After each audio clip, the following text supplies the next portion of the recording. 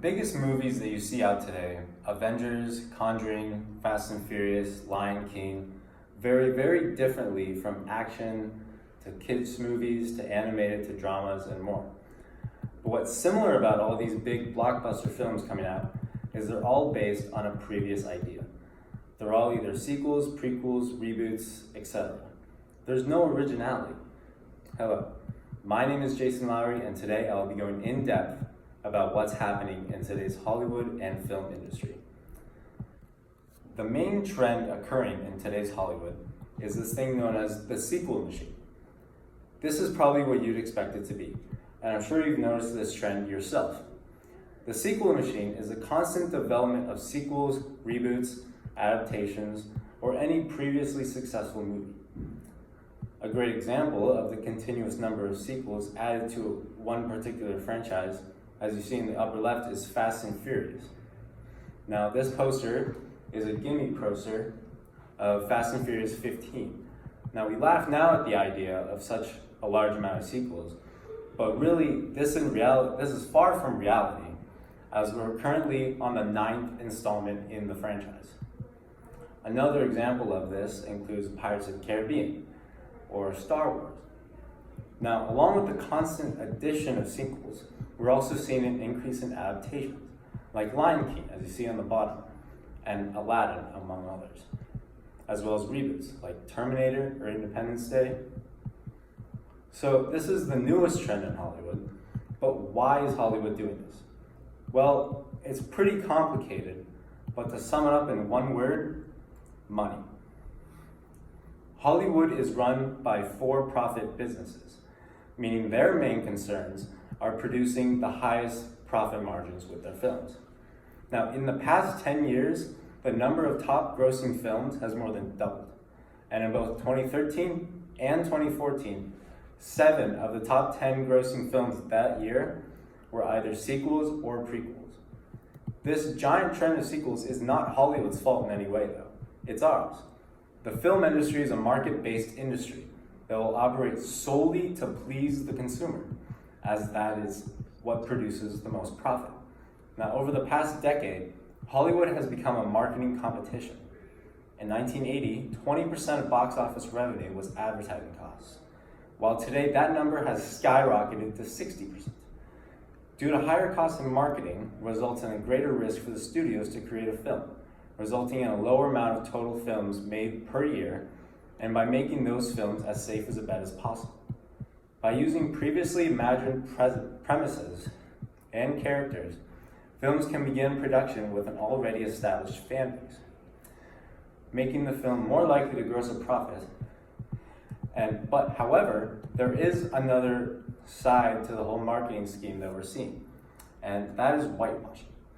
So a very effective tool used by studios, whitewashing is the implementation of big name actors into their films that doesn't accurately display demographics.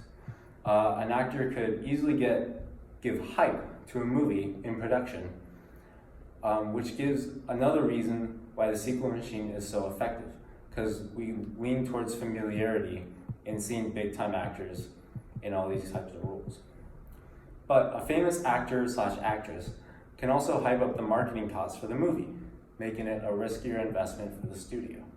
The consequences in this, however, is the improper demographics of a movie for the sole purpose of casting a celebrity, which mostly happen to be white. 2 big examples of this is Johnny Depp portraying Native American Tonto in the upper right, and Scarlett Johansson playing as a Japanese woman in Ghost in the Shell in the upper left. Now, another version of whitewashing in the film industry is the overuse of males in lead roles in the stereotypical damsel in distress female supporting roles. This form of privilege in media is getting a lot of backlash, and rightfully so. However, Hollywood, being the for-profit industry that it is, has combined this sudden demand for female lead roles and the use of the sequel machine to create reboots of old movies with an all-female cast. So the photos on the right are both of old and super successful movies that have done just that.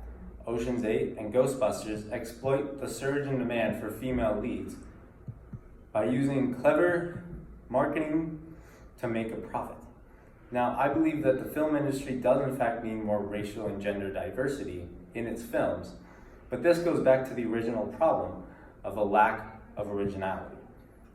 All female lead movies can be successful, like Pitch Perfect and Bad Moms on the left, which are some of my favorite movies.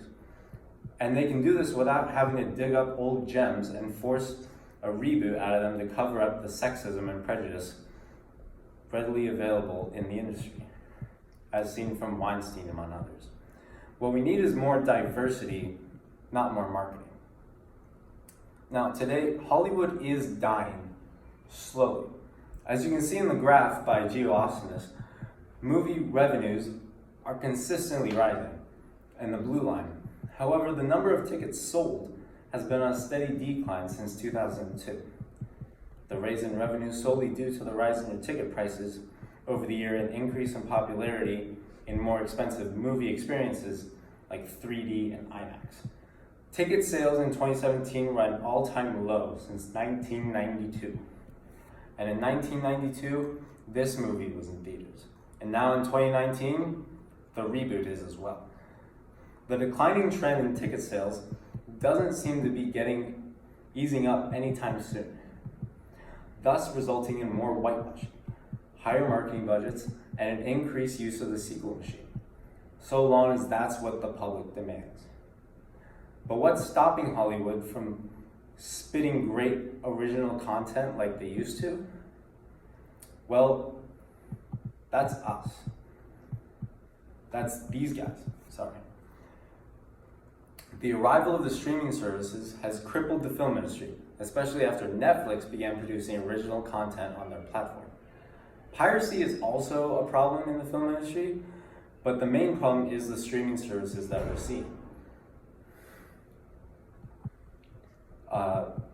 So people find it easier and much more convenient to be able to watch a movie in their home rather than going to the movie theater.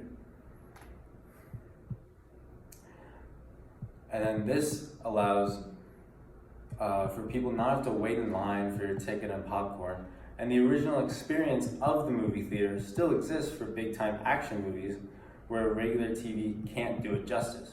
But for other genres like rom-com and drama, there's no competing. Streaming services are completely interrupting the film industry, especially in the younger demographic, creating a much bigger pressure for the studios to create reboots and sequels, since people will very likely choose a Netflix original over an original in theaters. So what needs to change? Well, we need to be the change. A market industry will only change their ways in the direction and wants of the market. This is already apparent with big studios developing their own on-demand streaming services, like Disney, for example. But what can the studios do? First, they can create a bigger window for movies between being released in theaters to being released online, lowering the number of people who will just wait to watch the movie once it comes out. A second thing they can do is provide the movie online for a cost, eliminating the need for theaters, but perhaps increasing profit margins. Whatever the industry needs to do to overcome this new change, they will do, or they will be the least successful ones in the industry. The sequel machine and reboots galore isn't necessarily a bad thing. Change is imminent everywhere, in every industry. But Hollywood isn't what it used to be. There's no more magic, no more imagination and creativity. It's become money-driven, and writers and minorities have suffered the most from it. The film industry won't die. We'll always need film, but Hollywood is at a decline. So let's see what they can do in the oncoming years. Thank you.